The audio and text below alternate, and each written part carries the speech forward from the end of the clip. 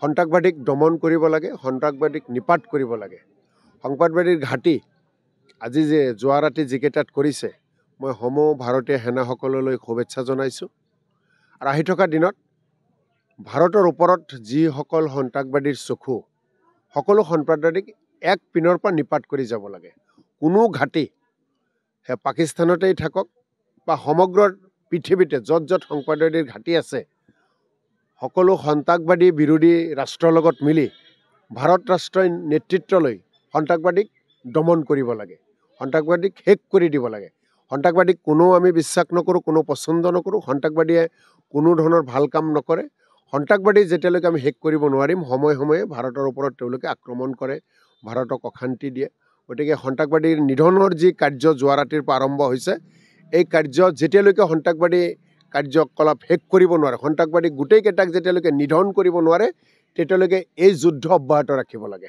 100% আমাৰ দেশে পাকিস্তানৰ সন্ত্ৰাসবাদীৰ বিৰুদ্ধে আৰু পাকিস্তানে সন্ত্ৰাসবাদীক যি তেওঁলোকে প্ৰশ্ৰয় দিয়ে, সন্ত্ৰাসবাদীক যি সমৰ্থন কৰে, তাৰ বিৰুদ্ধে পাকিস্তানৰ বিৰুদ্ধেও যুদ্ধ ঘোষণা কৰিব লাগে। আৰু মই দেশৰ এজন নাগৰিক হিচাপে মই সেই যুদ্ধত চামিল হ'ব বিচাৰোঁ।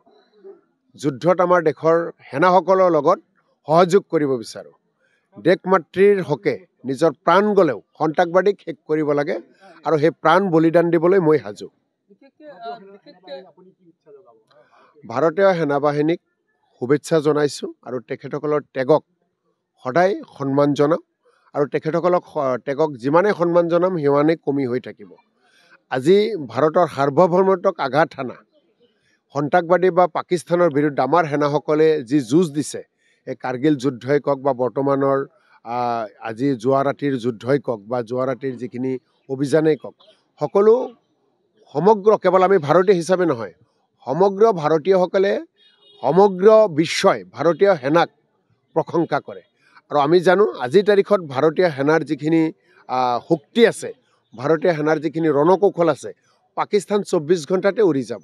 মই এটা কথাই জানো, মই এজন ইছলাম ধৰ্মী মানুহ, মই অসমীয়া জাতিৰ এজন সন্তান। ইছলাম ধৰ্মই সন্ত্ৰাসবাদীক কেতিয়াও সমৰ্থন নকৰে। যি সন্ত্ৰাসবাদী সি কেতিয়াও ইছলাম হ'ব নোৱাৰে, যি সন্ত্ৰাসবাদী সি কেতিয়াও মুছলমান হ'ব নোৱাৰে।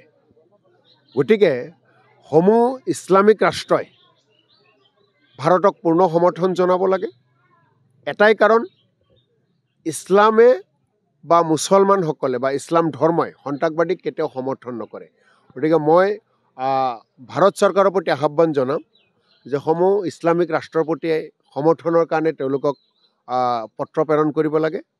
আৰু মই ব্যক্তিগতভাৱেও ভাৰতবৰ্ষত পাকিস্তানৰ বাহিৰে যিমান ইছলামিক ৰাষ্ট্ৰ আছে, সকলো ৰাষ্ট্ৰই যাতে সন্ত্ৰাসবাদী নিধনৰ যিটো অভিযান ভাৰত ৰাষ্ট্ৰৰ, তাক সকলো ইছলামিক ৰাষ্ট্ৰই পূৰ্ণ সমৰ্থন জনাব লাগে।